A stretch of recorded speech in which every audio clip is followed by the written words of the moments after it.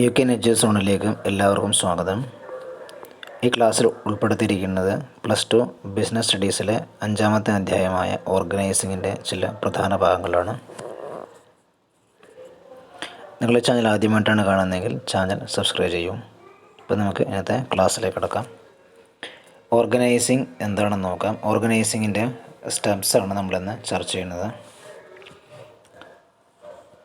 സംഘാടനം എന്ന ചാപ്റ്ററിൽ സ്റ്റെപ്സ് 2-3 മാർക്കിനൊക്കെ പരീക്ഷയ്ക്ക് ചോദിക്കാറുണ്ട്. അപ്പം അതിൻ്റെ സ്റ്റെപ്സ് എന്തൊക്കെയാണെന്ന് നോക്കാം. ഒന്നാമത്തെയാണ് ഡിവിഷൻ ഓഫ് വർക്ക് എന്നുള്ളത്. ഡിവിഷൻ ഓഫ് വർക്ക് എന്ന് പറഞ്ഞാൽ നിങ്ങൾക്കൊരു 2-3 സെൻറ്റൻസ് ഓരോ പോയിൻറ്റിൻ്റെ കീഴിലും പരീക്ഷയ്ക്ക് എഴുതാൻ രീതിയിൽ പഠിച്ചു വെക്കുക. ഡിവിഷൻ ഓഫ് വർക്ക് ഉദ്ദേശിക്കുന്നത് ഓർഗനൈസേഷനകത്തുള്ള ജോലികളെ ഡിവൈഡ് ചെയ്യുക എന്ന് മാത്രമേ ഉള്ളൂ. അതായത് ഇതെന്താണ്, ഫസ്റ്റ് സ്റ്റെപ്പാണ് എന്ന് നമുക്കൊരു പോയിന്റിൽ എഴുതാം. ഫസ്റ്റ് സ്റ്റെപ്പാണ് ഓർഗനൈസിങ്ങിൻ്റെ ഫസ്റ്റ് സ്റ്റെപ്പാണ്. ഡിവിഷൻ ചെയ്യുക എന്ന് പറഞ്ഞാൽ ഉദ്ദേശിക്കുന്ന ഇത്രയേ ഉള്ളൂ. ഒരു കമ്പനിയിലെ അല്ലെങ്കിൽ ഓർഗനൈസേഷൻ്റെ ജോലികളെ പലതാക്കിയിട്ട് ഡിവൈഡ് ചെയ്യുക. അപ്പം അങ്ങനെ ഡിവൈഡ് ചെയ്യുന്നത് വഴി ഒരു പോയിൻ്റ് കൂടി നിങ്ങൾക്ക് ഇതിനൊന്നിച്ച് എഴുതാൻ പറ്റിയിട്ടുള്ള പോയിൻ്റാണ്. അത് ഇതിലേക്ക് ഒരുക്കുന്നു, സ്പെഷ്യലൈസേഷനിലേക്ക്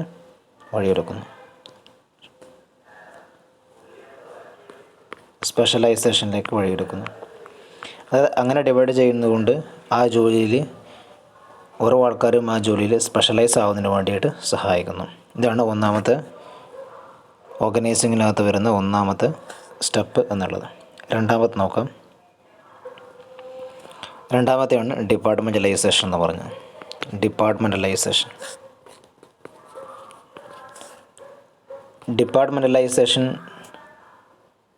എന്നുകൊണ്ട് ഉദ്ദേശിക്കുന്നത് ഇത്രയേ ഉള്ളൂ. ഓർഗനൈസേഷനകത്തുള്ള ഡിവൈഡ് ചെയ്തതിനെ പല ഡിപ്പാർട്ട്മെൻറ്റുകളാക്കി നമ്മൾ തരംതിരിക്കുക. അങ്ങനെ ഡിപ്പാർട്ട്മെൻറ്റാക്കി തിരിക്കുന്ന ആ പ്രോസസ്സിനെ വിളിക്കുന്നതാണ് ഡിപ്പാർട്ട്മെൻറ്റലൈസേഷൻ എന്നുള്ളത്. ഇത് രണ്ടാമത്തെ സ്റ്റെപ്പാണ്. ഓർഗനൈസേഷനകത്ത് വരുന്ന രണ്ടാമത്തെ സ്റ്റെപ്പാണ്. പല ഡിപ്പാർട്ട്മെൻറ്റുകളിലാക്കി തരംതിരിക്കുന്ന പ്രക്രിയ വിളിക്കുന്നതാണ് ഡിപ്പാർട്ട്മെൻറ്റലൈസേഷൻ എന്നുള്ളത്. അല്ലെങ്കിൽ മറ്റൊരു രീതിയിൽ പറയുകയാണെങ്കിൽ ഗ്രൂപ്പിംഗ് ഓഫ് ആക്ടിവിറ്റീസ് എന്ന് നമുക്ക് എഴുതാൻ പറ്റുന്നതാണ്. ഗ്രൂപ്പിംഗ് ഓഫ് ആക്ടിവിറ്റീസ് ഇതാണ് ഡിപ്പാർട്ട്മെൻറ്റലൈസേഷൻ എന്നുള്ളത്. ഒരു 2-3 സെൻറ്റൻസ് ഡിപ്പാർട്ട്മെൻറ്റലൈസേഷനെ ബന്ധപ്പെട്ട് എഴുതാൻ തക്ക രീതിയിൽ പഠിക്കുക. ഇനി മൂന്നാമത്തെ അസൈൻമെൻറ്റ് ഓഫ് ഡ്യൂട്ടീസ്.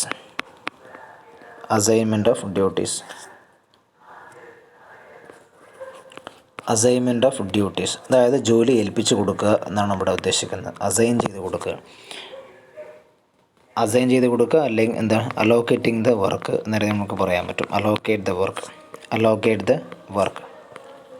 അപ്പം ഇങ്ങനെ അലോക്കേറ്റ് ചെയ്യുമ്പോൾ ശ്രദ്ധിക്കേണ്ട കാര്യങ്ങൾ, ഓരോ ജോലിയുടെ സ്വഭാവം, ജോലിക്കാരുടെ സ്വഭാവം, അവരുടെ എബിലിറ്റീസ്, ക്വാളിറ്റീസ്, അവരുടെ കോമ്പീറ്റൻസീസ്, ഇങ്ങനെയുള്ള പല കാര്യങ്ങളും കൂടി ശ്രദ്ധിക്കണം എന്നുകൂടി നിങ്ങൾ ഓർമ്മിച്ച് നോക്കുക.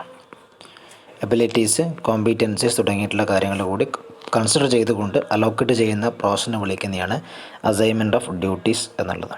ഇതാണ് മൂന്നാമത്തെ ഓർഗനൈസിങ്ങിൻ്റെ പ്രോസസ്സ് അല്ലെങ്കിൽ സ്റ്റെപ്പ് എന്നുള്ളത്. ഇനി നാലാമത്തെ എന്താണെന്ന് നോക്കാം. നാലാമത്തെയാണ് എസ്റ്റാബ്ലിഷിംഗ് അതോറിറ്റി റെസ്പോൺസിബിലിറ്റി റിലേഷൻഷിപ്പ്.